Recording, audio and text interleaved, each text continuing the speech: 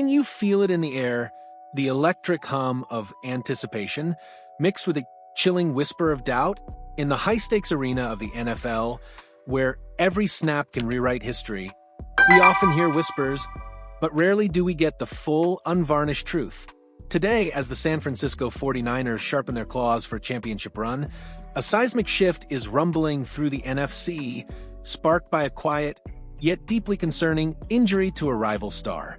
Are the Los Angeles Rams truly being transparent about Matthew Stafford's condition, or is there a bigger, more unsettling story lurking beneath the surface?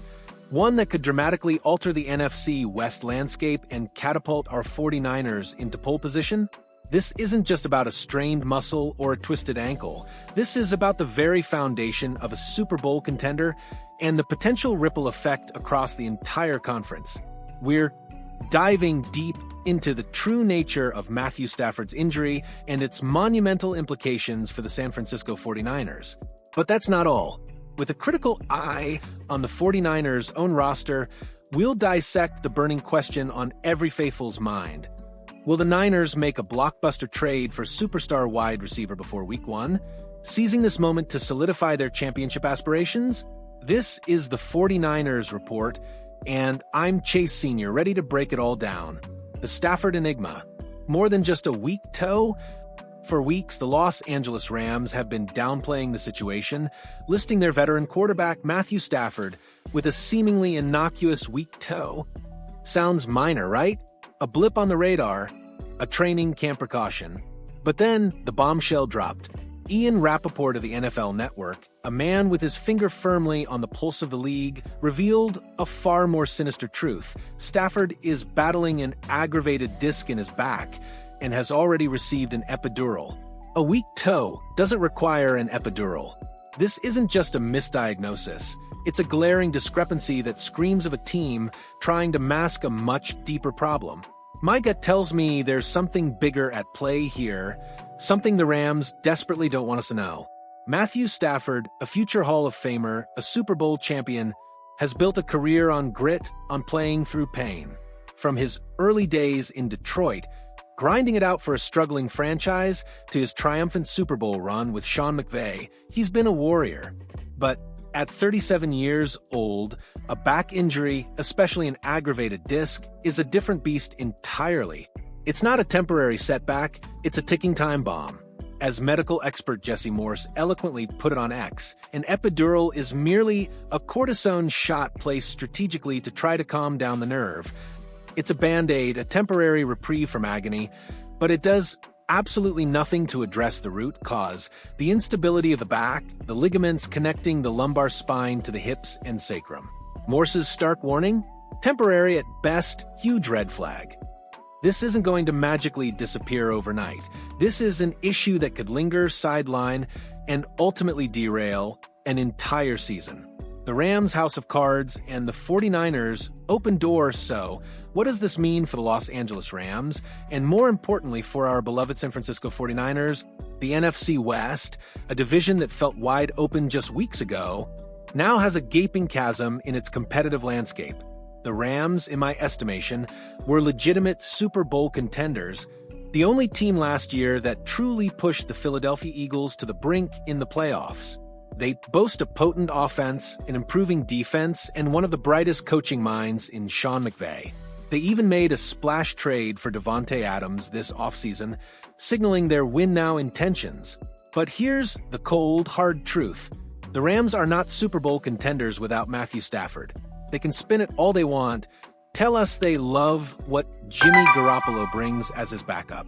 But we, the faithful, know Jimmy G better than anyone.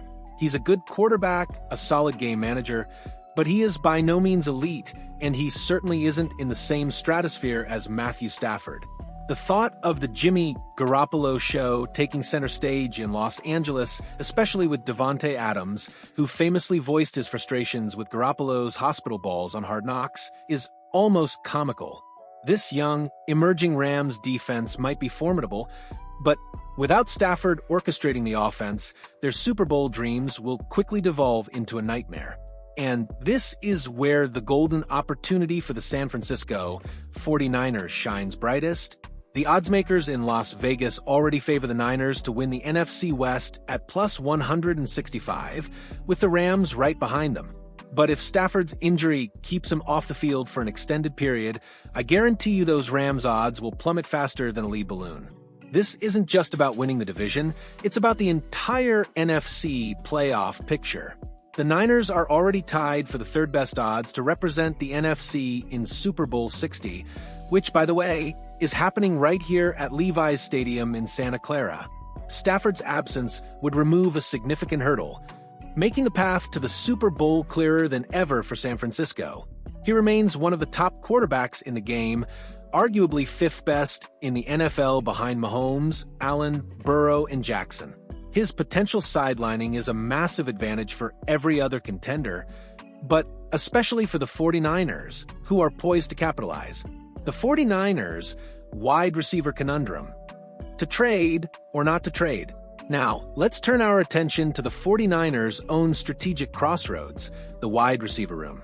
It's a situation that's less about injury and more about opportunity, a chance to elevate an already potent offense to an unstoppable force. The current landscape is, to put it mildly, cloudy. Brandon Ayuk's recovery from a torn ACL and MCL, with additional structural damage, is a long road. We're looking at a mid-2025 season return at best, leaving a significant void. Then there's Jawan Jennings, whose pay-me-or-trade-me stance, coupled with a re-aggravated calf injury, smells suspiciously like a hold-in. Is he protecting his future payday, or is this a genuine setback? Either way, it adds to the uncertainty. The revolving door of depth receivers this offseason: Equanimous St. Brown, Quintess, Marquez Callaway, Andy Isabella, Robbie Chosen-Anderson. Highlights the instability. While some of these moves were due to injuries at the depth spots, it also underscores a lack of consistent, reliable options. Jacob Cowing is battling a hamstring issue, Demarcus Robinson faces a potential NFL suspension, Jordan Addison was suspended for DUI and speeding, and Ricky Pearsall's health remains a question mark. Jordan Watkins is just a rookie. The picture is clear. The wide receiver room needs clarity and perhaps a jolt of superstar power. Here's the kicker. The 49ers have the financial firepower to make a splash. With the third most cap space in the NFL at $47 million, they possess the ability to make a blockbuster move. While rolling over cap space to next year is a valid strategy, especially with over $80 million tied up in players no longer on the roster, the question becomes, why not seize the moment? This team is built to win now. They've invested heavily in their core: Brock Purdy, George Kittle, Fred Warner, Christian McCaffrey, Trent Williams, Nick Bosa, Diamador Lenore. They have an expensive, talented roster brimming with win-now players. They also boast the easiest schedule in the entire NFL, and with the NFC West now potentially vulnerable, the path to contention is wide open, provided they can stay healthy. A dynamic wide receiver could be the missing piece, the catalyst that elevates this offense from great to unstoppable. Consider Brock Purdy, a quarterback whose deep ball throwing ability is vastly underrated. He consistently throws some of the fewest passes at or behind the line of scrimmage in the NFL, demonstrating a clear preference for pushing the ball downfield. He processes quickly, throws with exceptional touch, timing, and anticipation, and can layer balls into tight windows as well as anyone. What he needs, however, is a receiver who can consistently gain separation and stretch the field. Last year, that was a significant problem. Imagine Purdy with a true number one wide out, a game changer who has a proven track record of going deep and creating explosive plays. The blockbuster targets, McLaurin or Hill. Two names immediately jump to mind: two superstar-level wide receivers who are reportedly unhappy with their current situations and could dramatically transform the 49ers' offense. Terry McLaurin of the Commanders and Tyreek Hill of the Miami Dolphins. Bringing either of these players into the fold, especially in the final affordable year of Purdy's rookie deal, would signal an all-in mentality, maximizing this Super Bowl window. Let's start with Terry McLaurin. He wants a new deal, and he's earned it. 4 or 5 straight seasons, he's eclipsed 1,000 receiving yards, a testament to his consistent production despite playing for a largely dysfunctional Washington organization.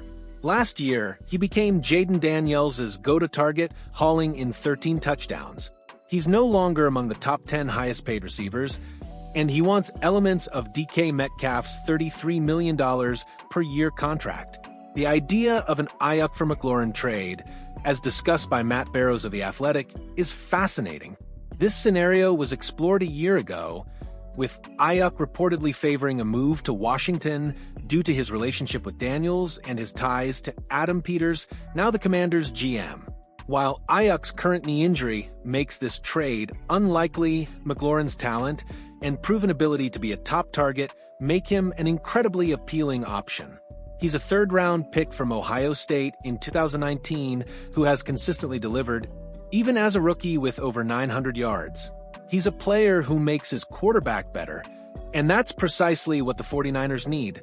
Then there's Tyreek Hill, the cheetah, one of the most electrifying, and explosive wide receivers in the history of the game.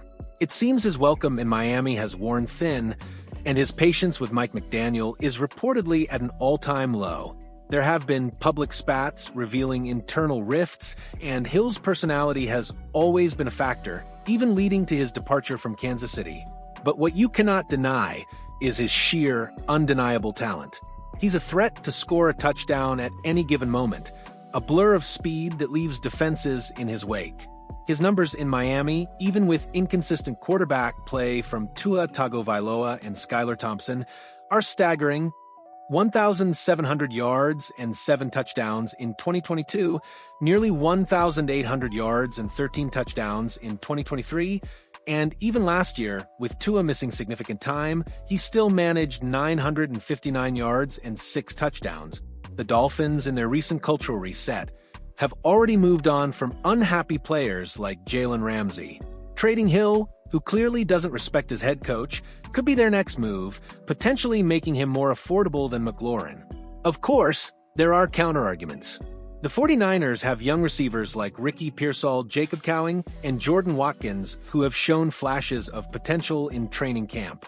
Demarcus Robinson and Russell Gage have also had strong springs and summers. The argument could be made that the team should let these young players develop rather than shelling out $30+ million per year for a veteran.